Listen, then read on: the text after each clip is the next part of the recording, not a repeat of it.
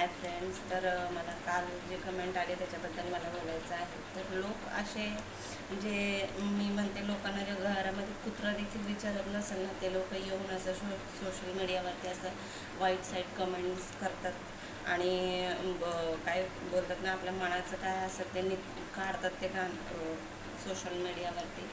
तर असे मी बरेचसे लोक बघितले आहेत की ज्यांना इतके वाईट वाईट कमेंट येतात. मी जेव्हा माझं चॅनल काढणार तेव्हा मला सत्तरांनी बोललेच होते की तुला अशा वाईट कमेंट येणार त्याच्यासाठी तू तयार. मी त्याच्यासाठी तयारच होते की मला कमेंट्स येणार वाईट साईड.